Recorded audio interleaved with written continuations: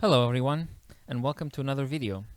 Today I wanted to talk a little bit more of some work I've been doing on the side, and this is more technical advanced work, so not related to my more basic introduction to using AI. No, I want to talk more about context engineering, specifying work for AI, and the full AI human stack. So let's start with context engineering. A while ago I did a diagram when I was trying to understand what all of this is, and this basically started because of Ralph Wiggum loop, which you might have heard about if you're deep in these cycles. But anyway, we have, or you might know already about prompt engineering, and now a lot of people are talking about context engineering. So I tried to learn some of the primitives around this and what is helpful and what is not. And then I tried to make a diagram out of this so I can understand it better.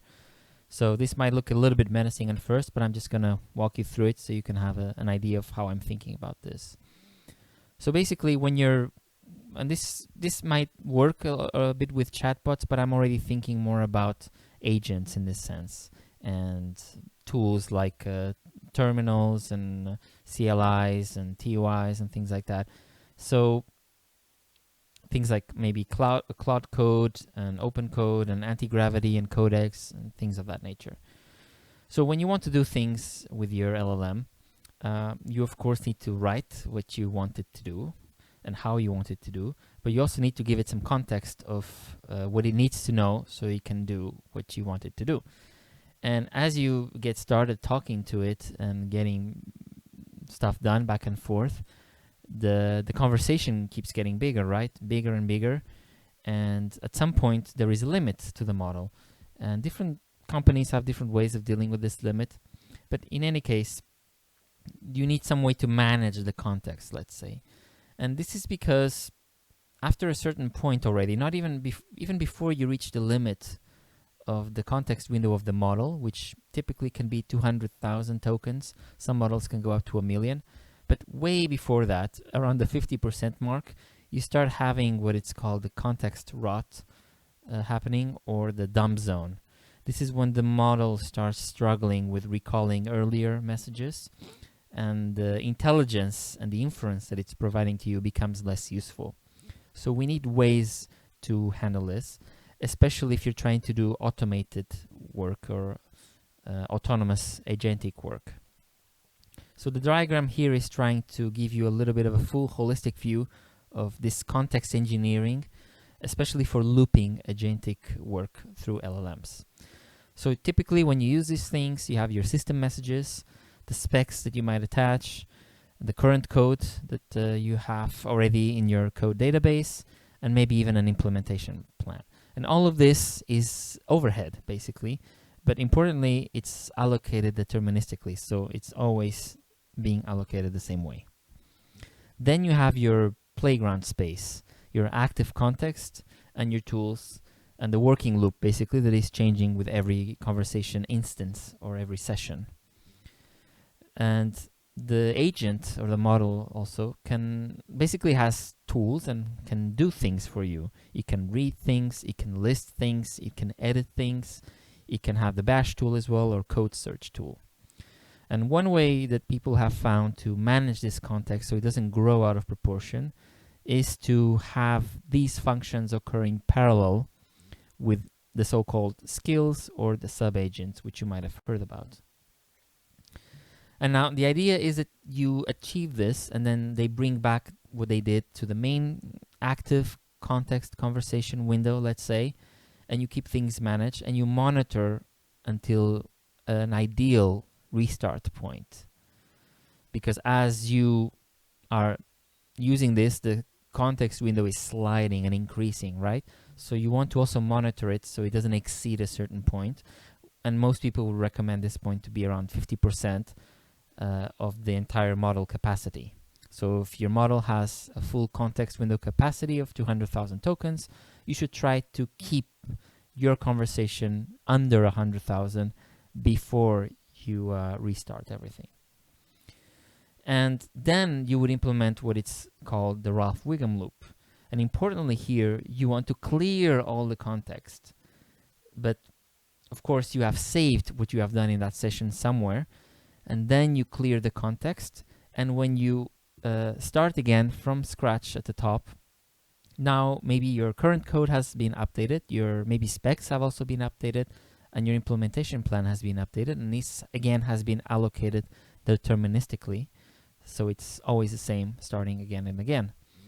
And this is basically what people have figured out, and they have had a lot of success working with this, is that by managing the context in this way, to keep it under a certain amount, and importantly to start over each time with a fresh context or a new chat instance, for example, but having that overhead, right? That memory, let's say, even where the model still does remember part of what you were doing before. And you can also do this in other ways, like, for example, in things like Claude Code, you have the context that is the chat is basically compressed at a certain point automatically, but you might not want to necessarily rely on that, because it only does that when it reaches the absolute limit of the model. And like I said, it's more useful if you do it way before that. So let's say you're talking with your agent, you did a task, you're monitoring the context, and you're like, okay, we're at 45% of the capacity, would be a good time to end. And if you even don't have anything automatic implemented, you could just say, hey, I want to start fresh in a new chat instance. Please summarize what we've done here so far as a short and sweet, let's say, deliverable that the next instance can read and catch up to speed real quick. Then just go from that. So at the extreme, you could also do this with your own ChatGPT chatbot interface, right? You do your work, and then you tell it, okay, just give me a markdown file or a PDF at the end, or some other file that I can just copy and paste. And then you start a new chat, completely fresh, doesn't remember anything from before, and then you add that document, or that you paste that information, and then you continue from there. So here the takeaway is that optimal agent performance is inversely proportional to context saturation, and you should try to minimize the in-window payload to externalize the dynamic memory. So that's what I wanted to say about context engineering. And then as I kept exploring the space, I started thinking, okay, I keep hearing a lot about how important the specs are. As you see here, we also have that allocated deterministically, the specs. So specifying what you want the model to do or the agent to do. So then basically I worked on with someone else a complete guide to specifying work for AI.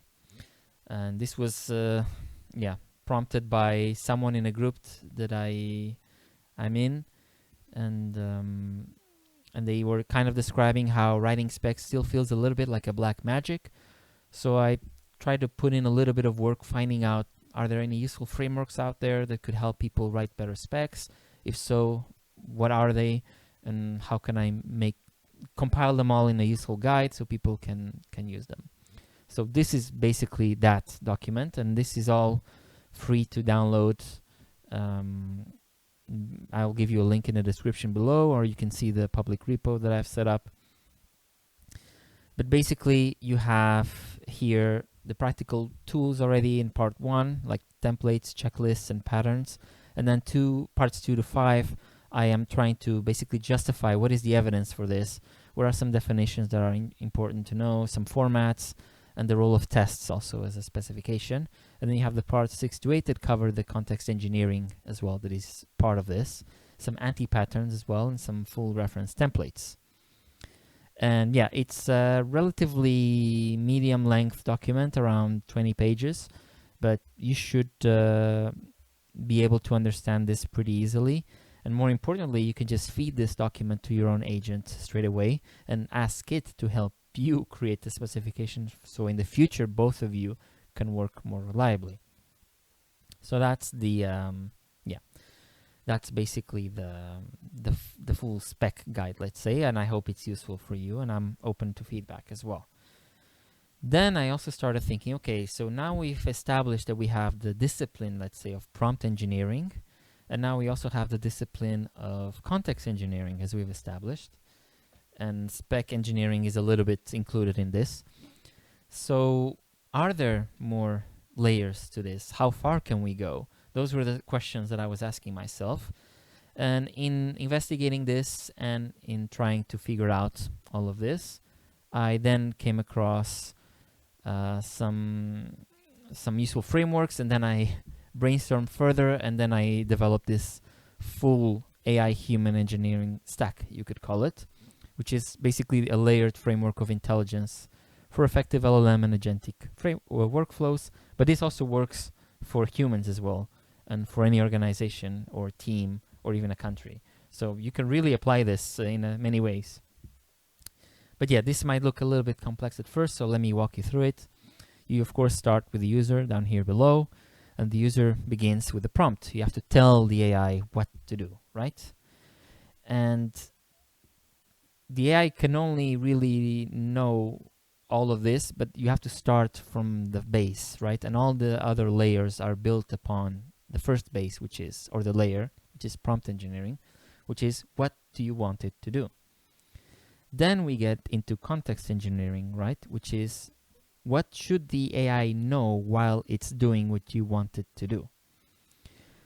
And this, of course, you cannot have proper context engineering without first prompt engineering. So this is what I mean when they're built on each other. Each layer depends on all the layers beneath it. But of course, there's also the intent engineering afterwards. And this is the more emerging layer. So I would say right now, people are still, they're mostly develop prompt engineering, and we are pretty well on the way to developing context engineering. And now we're starting to see the usefulness of intent engineering and how it can help our workflows. And the other two are still very much emergent yet. But yeah, intent engineering is basically telling the AI what should it want while it's doing what you want it to do. And this is important for many ways that I will delve into a little bit further later. But this is the next layer, basically, right? And then after that is judgment engineering, which is what should the AI doubt while it's doing what it's doing, in a way to have some sort of self-corrective mechanism as well, at a meta layer or a metacognitive layer even. And then once you get all of that, there is one last layer, which is what should it become while it's doing things. And this is because as you have independent agents working around, and they might have all the other layers pretty well set up, but there are emergent features that can happen when you deal with many different agents or many different systems of agents that are not specifically planned and you cannot control through the previous layers, but can only appear at that last layer. So we have to account for that as well. And all of this, of course, is happening in a harness, and this is where and how the AI is doing what you want it to do. So this could be tools like Claude Code or Codex or Anti-Gravity, etc. Right? There's many of them out there. So they specifically tell the AI what tools to use, how to load in between sessions, what to keep, what should it remember between sessions automatically, how should it interact with the computer it's on, how should it interact with searching the web, on and on and on, right? That's how you harness the power of the LLM, basically, and how it interacts with the real world. So this is a meta function and not really a layer, a cognitive layer. All the previous 5 are cognitive layers, but this one is one of the 2 meta functions. And the other meta function runs alongside all the layers and also interacts with the harness, and that's the evaluation layer, which is how the AI should know while doing things, right? How do you ensure that it's doing things correctly? So there is also a loop, right? From the prompt engineering should evaluate, has the prompt really been executed as it should? Or the context engineering, is the context working as it should for the LLM? And same for the intent, same for the judgment and the coherence. So that evaluation runs through the harness and also gives you back information. So both each layer is evaluated in a loop autonomously, and the final output might also come back to you as the user. So that also means that you might have to re-enter each layer if needed, depending on the evaluation, to correct it. And yeah, the user might also, you first start by setting up the harness initially, but you also may need to intervene and adjust as needed because of that feedback of the evaluation. So yeah, this is a lot to take in, I realize. So, and I also know that somebody just looking at this is also missing quite a lot of details. So what I did next was I tried to basically expand on this, and I made, I expanded on this as a full 29-page document that goes much further than the diagram by itself, and explains how did I come across these, why are they useful at all, and also why just 5, right? Why can't we just keep going until 15? There are reasons for all of this, because as you get more abstract, basically you start having to engineer entire societies, and we can't do that, and we don't want to do that. We just want to do our work, right?